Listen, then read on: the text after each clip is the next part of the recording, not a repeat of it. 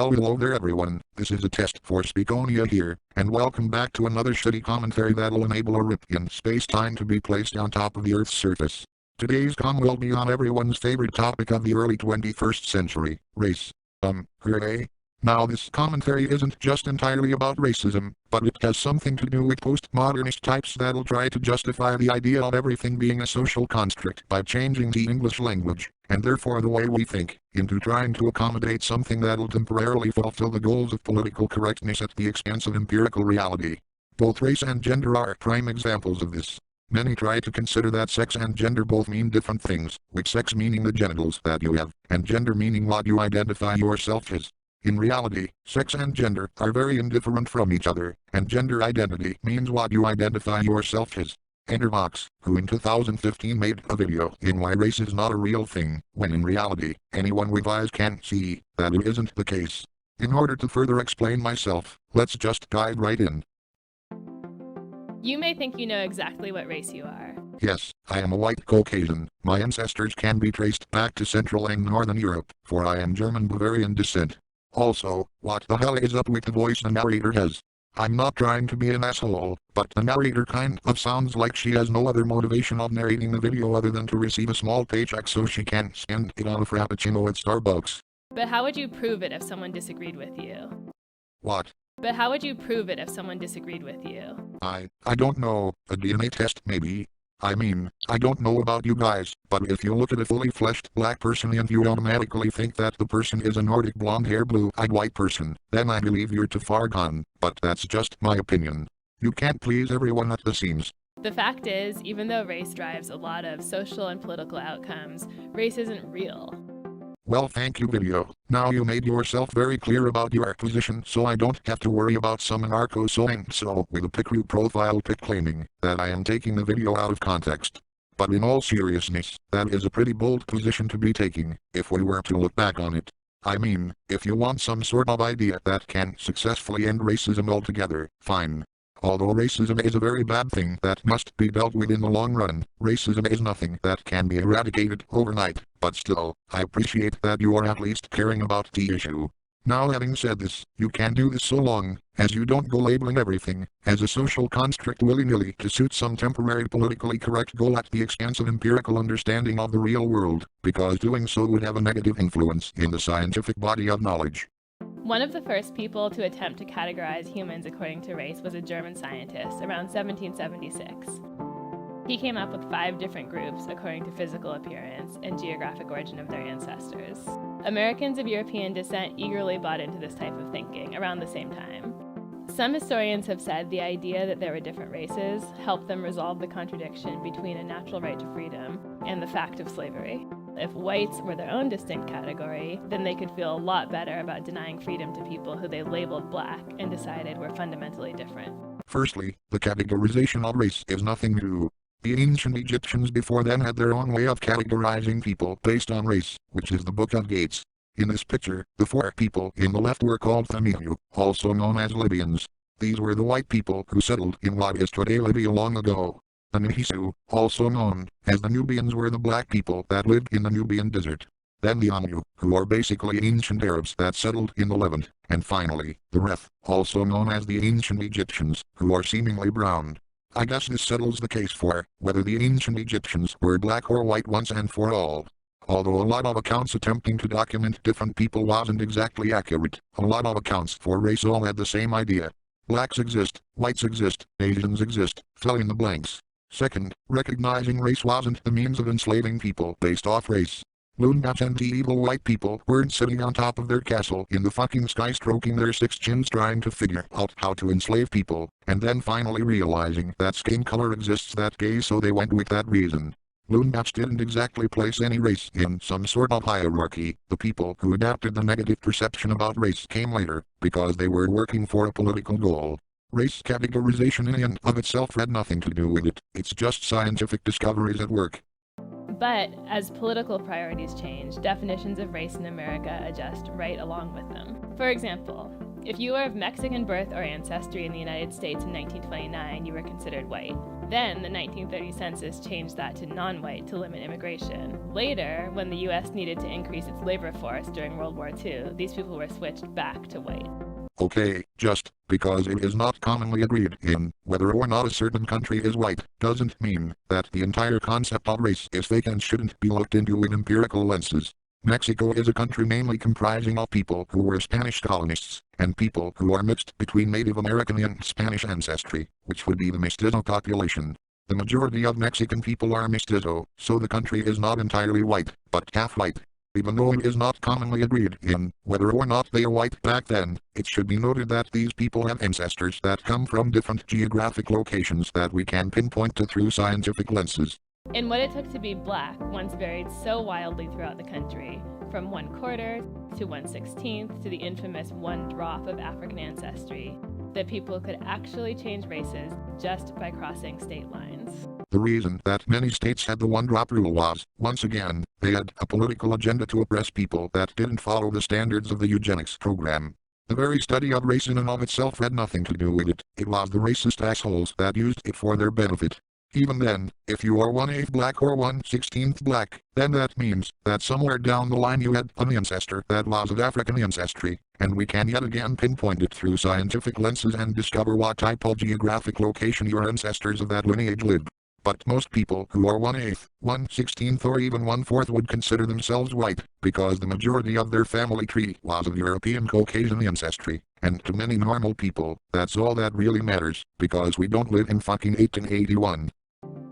Then, suddenly, in 2000, the government decided that Americans could be more than one race and added a multiracial category to the census. This has left many Americans scratching their heads when it comes to selecting who they are. As many as 6.2% of census respondents selected some other race in a 2010 survey. Maybe it's because the people who would say that they are some other race belong to groups that weren't listed above. But that's just my guess. The idea that someone might look one way and identify another way, or that they might be really hard to place in a racial category, is not new. This is why there was a public debate about whether MSNBC's Karen Finney could say she was black, or if we wanted to know whether or not she is black or white, we would once again ask her to take some sort of DNA test. Even if she had any ancestors that can be traced back to African ancestry, from the looks of it she would still be mostly white, which is where many people would be placing their bid. Or how we can't even agree on the racial label assigned to the President of the United States. Again, just because some people can't agree on whether or not some media pundit is of a certain race, doesn't mean that race is all just a myth, and skin color is all a figment of our imagination. Also, if we wanted to talk about President Obama's race in an empirical lens, we can find that Obama is a mix between European and African lineage. So, the people who were taking the bid aren't necessarily wrong, but it is important to recognize that his ancestors can be traced back to different geographic locations, which ultimately is one of the many things that encompasses race to begin with. Of course, many people feel their racial identity is very clear and very permanent. But the fact that some people have changed theirs and that no one can really argue with them shows how shaky the very idea of race is. So, because mixed race people exist, this proves what exactly? Sure, people can be mixed race, but that doesn't change the fact that their ancestors can be traced back to different geographical locations that encompasses the environment of what led to the natural evolution of their skin color, skull shape and body structure, and what led them to becoming mixed raced from the start. The people who were grouping other people into different races didn't do it just because it's fun. They did this because evidently they showed different characteristics that accommodates their race.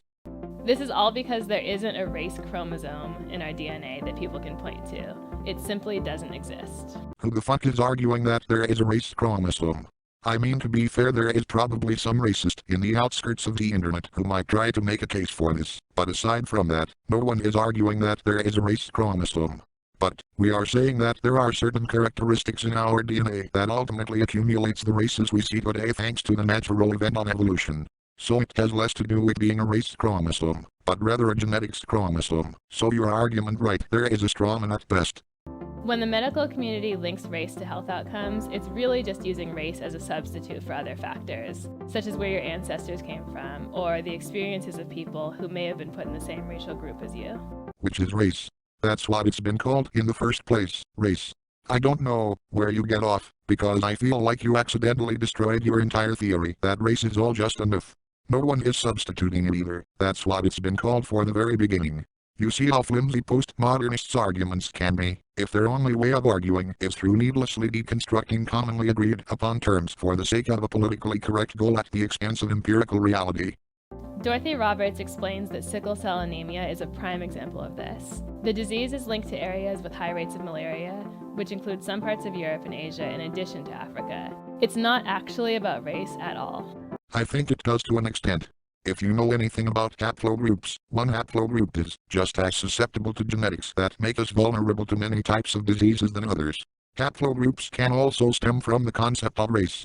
This, of course, does not mean that the concept of race isn't hugely important in our lives. The racial categories to which we're assigned can determine real-life experiences, they can drive political outcomes, and they can even make the difference between life and death. But understanding that racial categories are made up can give us an important perspective on where racism came from in the first place. And this is where we end the video.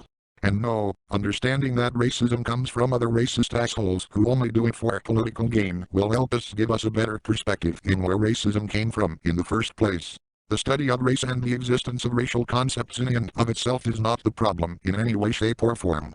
Overall, I like the overall intention of the video, but that doesn't help the fact that you are choosing to adhere to nonsensical postmodernist gibberish trying to prove that race is all just some big cock and bull torture story all thought up by the mean white people sitting in a boardroom one day trying to figure out how to fucking enslave people, because they felt like it.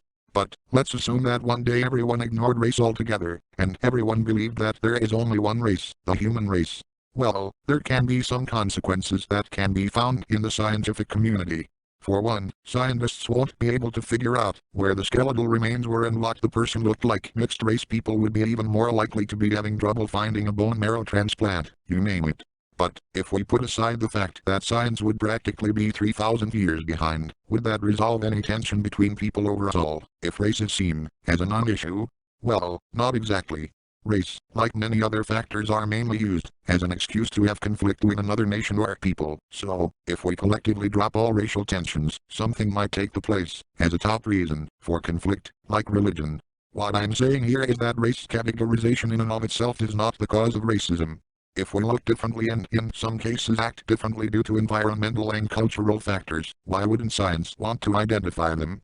The problem here is that you are focusing too much about people constructing different race categories based on what anthropologists found, when you should be blaming the people that try to use race categorization as a means to set out their political goals. Do not blame the scientists that discovered them, because true scientists shouldn't be having any political backing for why they are doing it at all. You should instead blame the politicians that later had a negative influence on many American institutions to this day. So, if you want to deal with racism, you should start blaming what they did, and not the scientists that discovered race to begin with.